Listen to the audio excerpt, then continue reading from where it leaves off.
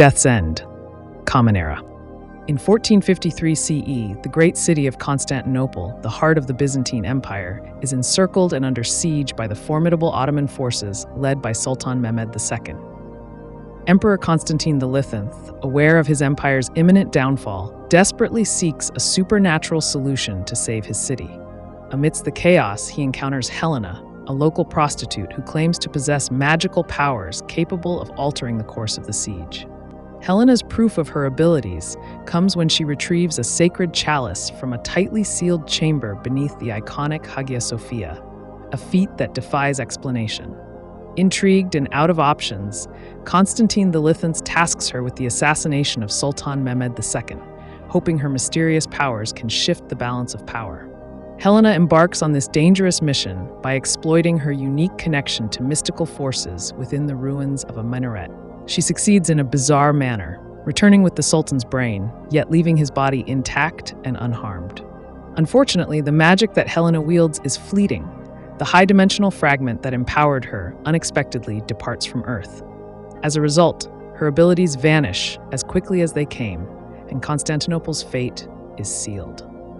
The city falls to the Ottomans, marking the end of the Byzantine Empire. The departure of the high-dimensional fragment and its fleeting interaction with Helena leave many questions unanswered about the potential of otherworldly influences on human history. Decades after the fall of Constantinople, the narrative shifts to a more contemporary setting where Yang Dong, a physicist disillusioned by humanity's bleak future under the shadow of the Trisolaran threat, grapples with profound existential questions. Her research leads her to a sophisticated simulation of Earth developed by her colleague known as green glasses. This model intricately demonstrates how life has dramatically sculpted the Earth's atmosphere, oceans, and landscapes over eons, suggesting that the universe might not be as mechanically intelligible as once thought. This revelation profoundly impacts Yang Dong, pushing her to ponder the true nature of nature itself. Concurrently, the narrative introduces Yun Tianming, a man facing terminal lung cancer, considering euthanasia under new laws. However, his life takes a significant turn when his old friend Hu Wen, now a prosperous entrepreneur, offers to financially support him in his final days. Instead of seeking further medical help, Tianming uses this opportunity to buy a star through the UN's Stars Our Destination project, dedicating it to Cheng Xin, a former classmate he has long admired from afar. Cheng Xin, now an employee at the UN's Planetary Defense Council's Strategic Intelligence Agency, is struggling with technological limitations in current space travel. Her superior, Thomas Wade, proposes the Daring Staircase project, which aims to send a probe at the Trisolaran fleet using nuclear pulse propulsion. Cheng Xin suggests a modification, using nuclear explosions en route to boost the probe's speed, which becomes a cornerstone of the project. However, due to constraints on the probe's mass, Wade suggests sending a human brain in cryogenic preservation instead of a full probe. Cheng Xin, in a fateful decision, recommends Tianming for this role, unknowingly altering his destiny forever. As the project progresses, Cheng Xin faces the ethical dilemmas of her decisions, particularly when Mikhail Vadimov, a colleague and a better-suited candidate, tragically dies under mysterious circumstances, leaving Tianming as the primary candidate. Deterrence era. 50 years into the future, the crew of the Bronze Age, heroes of the Doomsday Battle, return to Earth only to be arrested and tried for their survival actions during the battle, which included attacking another human ship and resorting to cannibalism. This trial exposes the dark side of prolonged isolation and the moral degradation it can cause. Meanwhile, Cheng Xin is roused from hibernation to handle the legal matters concerning DX3906, a star system she unknowingly owns that has gained significant value due to its Earth-like planets. As she navigates her new role and the complexities of a society increasingly influenced by Trisolaran culture, she finds herself under threat from Thomas Wade, who is plotting to seize her position and power. Amid these political machinations, Earth successfully deploys a dark forest deterrence against the Trisolaran invasion. However, this victory is short-lived as Trisolaran droplets approach Earth, forcing Cheng Xin to make a critical decision. In a desperate act, she attempts to activate Earth's gravitational wave transmitters to deter the invasion, but is unable to follow through, leading to the destruction of Earth's defenses. As a consequence, Earth's governments initiate the Great Resettlement to human reservations in Australia and on Mars, a massive undertaking that marks the end of an era and the beginning of a grim new reality under Trisolaran oversight. Broadcast era. After the failed Deterrence and the subsequent resettlement, Cixin is haunted by her decisions and their catastrophic outcomes.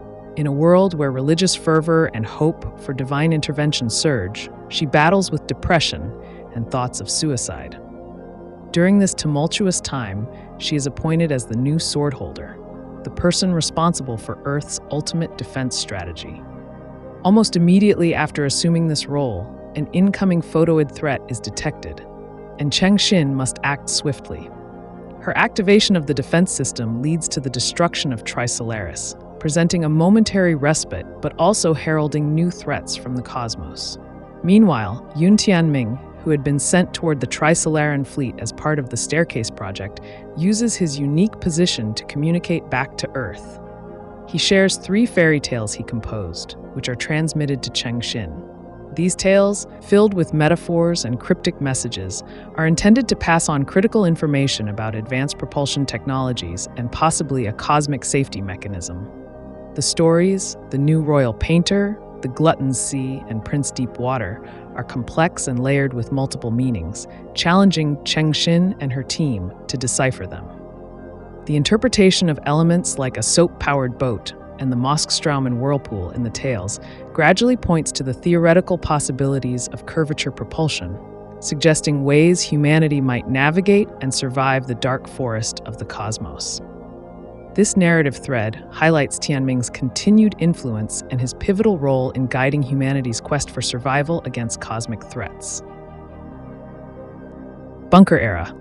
With the threat of universal annihilation ever present, humanity embarks on the Bunker Project, an ambitious initiative to construct self-sustaining cities behind Jupiter and other gas giants to shield themselves from potential cosmic attacks. Cixin, disillusioned by her past and wary of future threats, opts to enter hibernation again, hoping to wake to a more secure future. Decades later, she emerges in Space City Asia 1, one of the many space cities that now orbit the gas giants.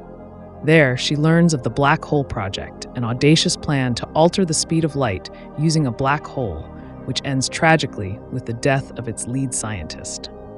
Amidst these scientific endeavors, Cixin visits Halo City, where she confronts Thomas Wade about his dangerous pursuit of antimatter weapons and curvature propulsion technology. Despite the risks, Wade's efforts are aimed at securing humanity's survival against not only the dark forest strikes but also internal human conflicts. Cixin, striving for peace, forces Wade to disarm, leading to his arrest and eventual execution.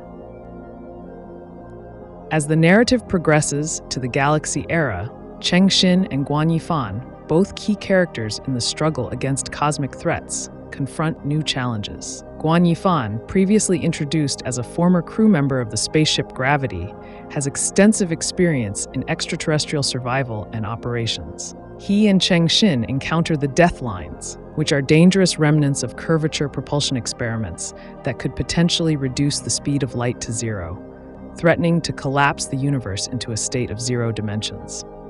During their exploration, they find themselves trapped in a black domain where light and time behave anomalously. Amidst this uncertainty, they discover a message left by AA and Yun Tianming. AA, who has been a longtime friend and confidant of Cixin, and was first mentioned during the Deterrence era as a collaborator in establishing the Halo Group company, now emerges as a key figure in the final stages of their journey. The message guides them towards a mysterious door that leads to a mini-universe created by Yun Tianming as a sanctuary from the collapsing universe. In this new realm, Cixin, Guan Yifan, and Sofan, the caretaker of the mini-universe, are faced with the decision of how to respond to the impending collapse of the great universe. They choose to return matter from their mini-universe to the great universe, hoping to delay its demise. As they prepare to leave behind a new ecological sphere and a metal box containing memories of Earth and Trisolaran civilizations, they embark on their final journey back to the dying universe, hopeful that their contributions will seed new life in the cosmos to come.